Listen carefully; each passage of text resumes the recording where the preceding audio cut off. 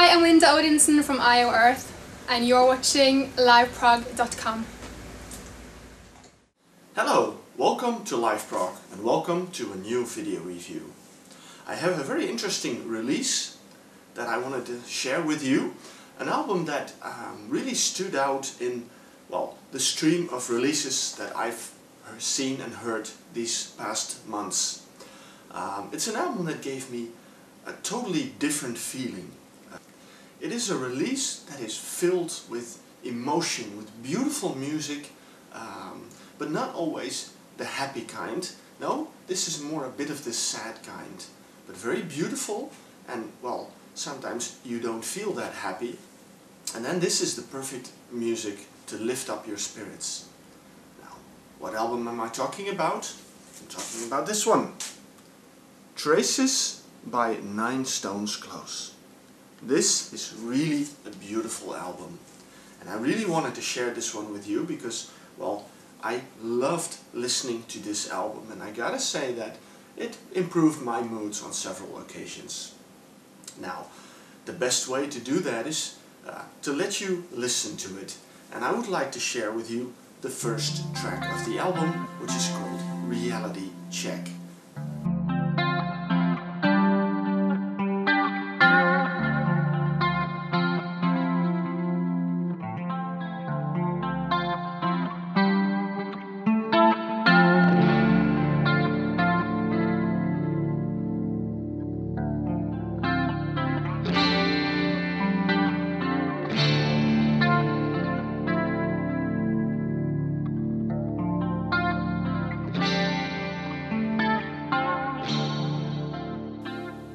Beautiful, isn't it?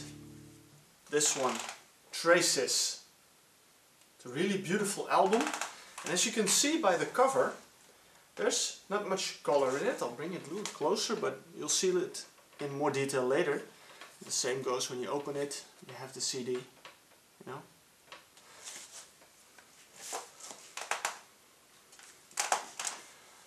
The color absolutely matches the mood of the music. Now, this first track you heard, Reality Check, was an instrumental track. It's the only instrumental on the album, and of course it is a prog album. So why do I say that? Because this song starts out soft, beautiful guitars, well played by Adrian Jones, but it doesn't stay that way. It changes, the mood changes, the intensity of the song changes, and it becomes a little heavier in the second half of the song. But still, it's a great opener of this album, Traces. I mentioned the album has a softer, calmer approach. It's a little different than from most albums I heard in a long time, because when I listen to the album, the mood I get is if you are on a fall or autumn day, you look outside and you see it's raining and the leaves are falling from the trees, and still a very beautiful picture, but somewhat sad, a little sad touch to it. Nevertheless, a very beautiful picture, one of the seasons of life, of course. And life isn't always happy, and the music should fit the mood. And that's why I like this album so much, because it, if I'm not that happy, you know, I can play this album and it makes me feel a lot better. So it's a very good medicine. One of the factors that adds to the feeling of melancholy you hear on the album are the vocals. The vocals are done by Mark Atkinson. He's also the singer of Riversea, and he's also involved in another band called Mandalay Band. So, well, if you like his vocals on this album, you might be interested in checking out those bands as well. Now, a very good example of the way he sings and how it so greatly fits the music is found in the second track of the album, which is called Threads. This is one of the longer tracks on the album. Well, listen for yourself to the vocals on Traces. Here on the edge, it's hard pulling threads of my soul, picking at my coat. I take back my fall, forever wrong, but never meant the music in life. my soul, but lies the whole beauty tinged with sorrow.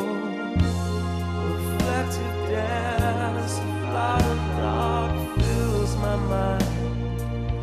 I will answer, I know.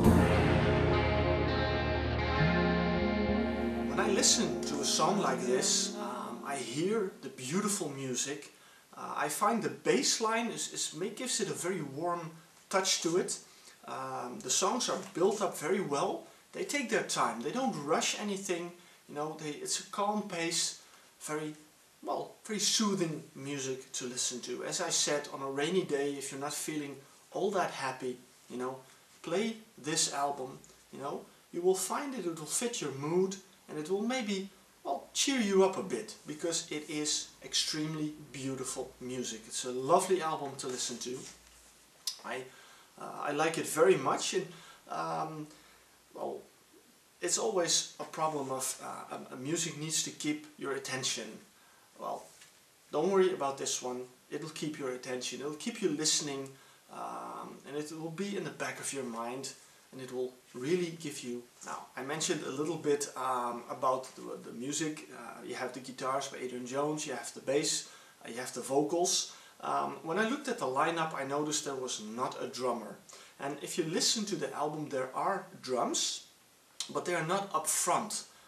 They're more subtle, you know, just adding a little bit of extra to the music. And well, I noticed that the drums were programmed.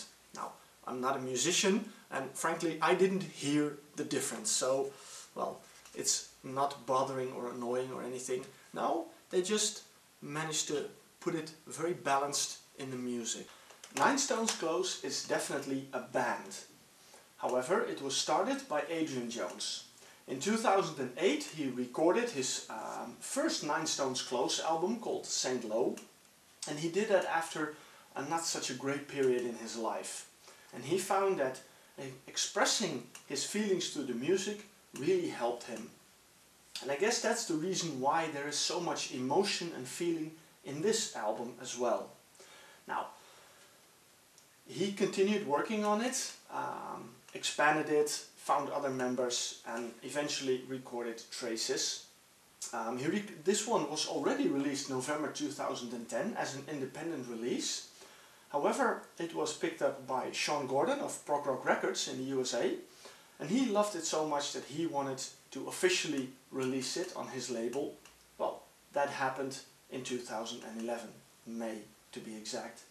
So, obviously Sean has a good eye for quality, because it is absolutely a great album. Now, to get back to the man I was about to say something, Adrian Jones. I had the pleasure of meeting him in his studio, and we had a chat, which you will also find on liveprog.com, and he plays amazing guitar, and that's why I wanted to play you a little piece of the title track, Traces, and while you listen to the music, check out the beautiful artwork by Ed Unitsky.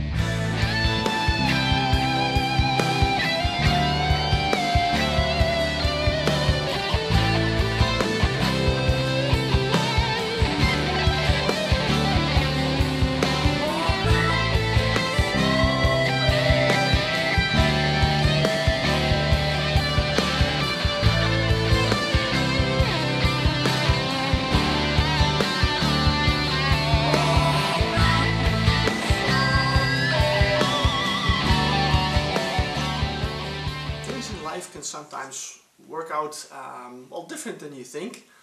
Adrian Jones recorded St. Lo on his own, played the instruments and everything, and he got an opportunity to sell some of those CDs on a Marillion convention in Holland.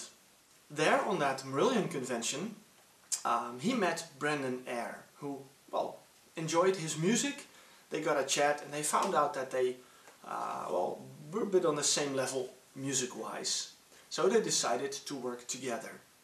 Well, they all knew other musicians, so Neil Correll, bass player, joined, Mark Atkinson, the singer, joined, and Nine Stones Close became a band. Now I hope that this band is going to play on a stage in Holland somewhere in the near future. That would be very nice.